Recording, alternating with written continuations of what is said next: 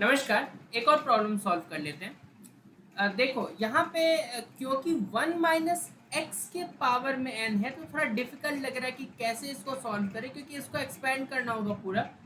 और power n है तो डिफिकल्ट होता है, एक दो पावर होता तो हम सोचते भी एक्सपेंड करने का। अ, लेकिन अदर वे अराउंड अगर होता, अगर इस x के पावर पे n होता और 1 - x के पावर में 1 होता तो आसान होता ना, क्योंकि मल्टीप्लाई कर देते x पावर n को 1 - x से, वो आसान हो जाता। तो हमारा गोल क्या है, x को 1 - x से बनाना ना।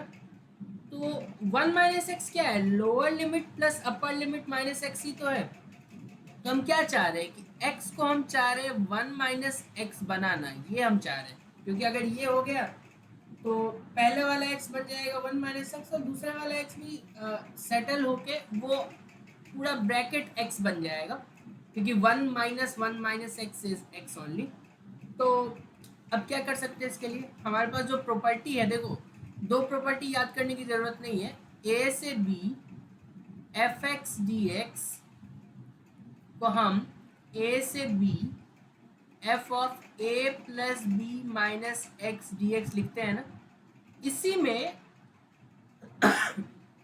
अगर लोअर लिमिट जो कि a है वो 0 हो जाए तो, और अपर लिमिट लेट से a हो f(x) dx, तो ये क्या होगा 0 से a। अब अगेन x को रिप्लेस करेंगे lower limit plus upper limit which is a - x, same he property तो है। ठीक है, तो जब जब लोअर लिमिट 0 हो तो इसका जनरलाइज्ड पर्टिकुलर फॉर्म आप देख सकते हैं, अदरवाइज तो ये फॉर्म आपको पता ही है। ठीक है, तो चलिए इसको यूज करते हैं। फिर यूज अगर करना है तो क्या करना होगा, इसको i मान लेते हैं। ठीक है, अब इक्वेशन 1 मानो ना मानो फर्क नहीं पड़ रहा है, क्योंकि हम दो इक्वेशन नहीं बना रहे हैं, इसी को सिंप्लीफाई कर रहे हैं। तो I will be, limit will be 0 to 1 only. और हम क्या कर रहे हैं, हम ये प्रॉपर्टी लगा रहे हैं ना, तो x को रिप्लेस कर लेंगे। ये देखो, ये x रिप्लेस किससे हो गया, a - x से। And a - x is nothing but lower limit plus upper limit minus x। तो यहाँ वो क्या हो जाएगा 0 + 1 - x। तो पहला x की जगह 1 - x और दूसरे x की जगह भी 1 - x। तो 1 - 1 - x, और जो दूसरा था उसके पावर में n था। So this will become 0 to 1 और 1 - x, 1 - 1 तो 0 हो जाएगा और माइनस माइनस प्लस, तो ये सिंपली x पावर n हो जाएगा। अब जो चाहते थे वो हो गया, तो बस और कुछ नहीं है, मल्टीप्लाई कर दो अंदर।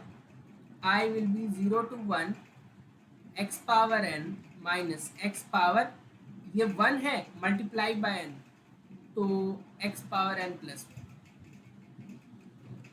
अब x पावर n का इंटीग्रेशन तो आसानी होता है, तो I विल बी, इसका हो जाएगा x power n plus 1 divided by n plus 1। ठीक है, और इसका हो जाएगा x power n plus 2 divided by n plus 2, and limit goes from 0 to 1।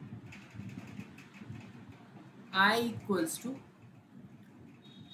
ये क्या हो जाएगा, पहले अपर लिमिट पुट करो तो 1 का power n plus 1 divided by n plus 1 minus upper limit ही इसमें भी पुट करो तो 1।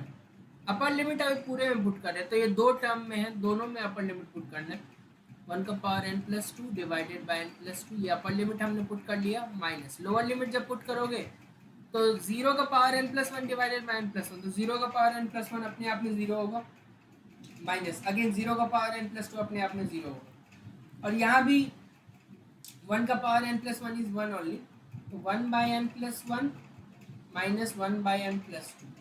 कभी कभी इसको सिंप्लीफाइड फॉर्मेट में लिखा होता है, तो I will be n plus 2, अगर एलसीएम हम ले n plus 1 and n plus 2, so this will become n plus 2 minus n plus 1।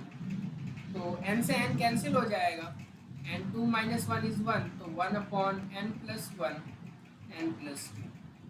ठीक है, तो ये मेरे बोर्ड एग्ज़ाम में आया हुआ था, जब मैंने अपना बोर्ड एग्ज़ाम दिया हुआ था। हालांकि ये क्वेश्चन नहीं हो पाया था, लेकिन ना ही मैंने सब्स्टिट्यूशन यूज़ करके देखा, मुझे नहीं आता था सब्स्टिट्यूशन, ना ही इसमें मैंने यूज़ करके देखा था ये वाला प्रॉपर्टी। ठीक है, सही है।